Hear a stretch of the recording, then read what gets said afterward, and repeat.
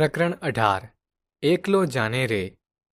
વિદ્યાર્થી મિત્રો, આ કવિતા પ્રતિકૂળતાનો સામનો કરવા માટે એકાંત અને નિશ્ચયની શક્તિશાળી અભિવ્યક્તિ કરે છે.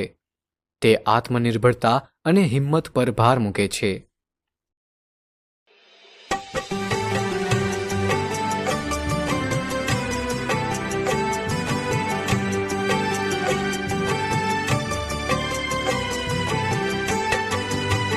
તારી જો હાક સુણી કોઈ ના આવે તો એકલો જાને રે. તારી જો હાક સુણી કોઈ ના આવે તો એકલો જાને રે. એકલો જાને, એકલો જાને, એકલો જાને, એકલો જાને રે. તારી જો હાક સુણી કોઈ ના આવે તો એકલો જાને રે.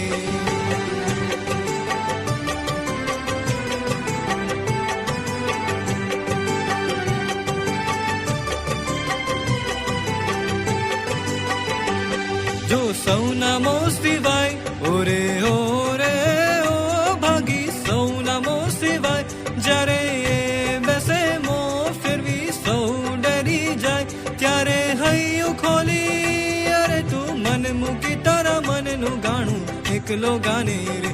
તારી જો હાક સુણી કોઈ ના આવે તો એકલો જાને રે.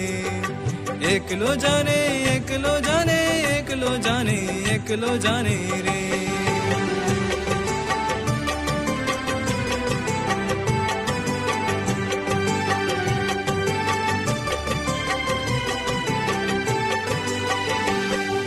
જો એ પાછા જાય ઓરે ઓરે ઓ ભાગી સૌએ પાછા જાય જ્યારે રણ વગડીની સરવા ટાણે સૌ ખૂણે સંતાય ત્યારે કાટારાને તારે લોહી નીકળતે ચરણે ભાઈ એકલો દાને રે. તારી જો હાક સુણી કોઈ ના આવે તો એકલો જાને રે. એકલો જાને, એકલો જાને, એકલો જાને, એકલો જાને રે.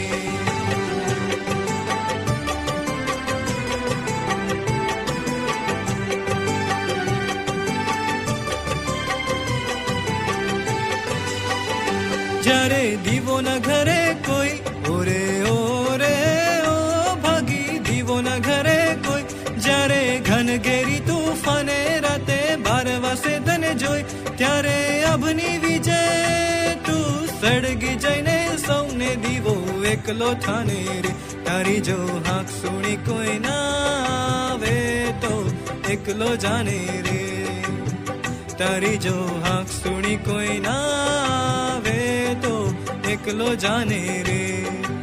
એકલો જાને, એકલો જાને, એકલો જાને, એકલો જાને રે. તારી જો હાક સુણી કોઈ ના આવે તો એકલો જાને રે. સારાંશ. કોઈએ આશા ન રાખવી જોઈએ કે વિશ્વ તેમની હાકલ સાંભળે. જો અન્ય લોકો તમને ટેકો આપતા નથી તો તમારે તમારો પોતાનો રસ્તો શોધવો જોઈએ. ઘણીવાર જીવનમાં લોકો સહકાર આપી શકતા નથી અને તે સમયે તમારે તમારી આંતરિક શક્તિ લેવી જોઈએ.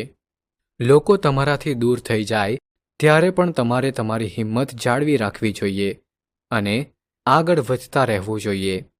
જ્યારે સમર્થનનો અભાવ હોય ત્યારે તમારે તમારા માર્ગ પર આગળ વધવું જોઈએ, પછી ભલે તે ગમે તેટલું મુશ્કેલ હોય.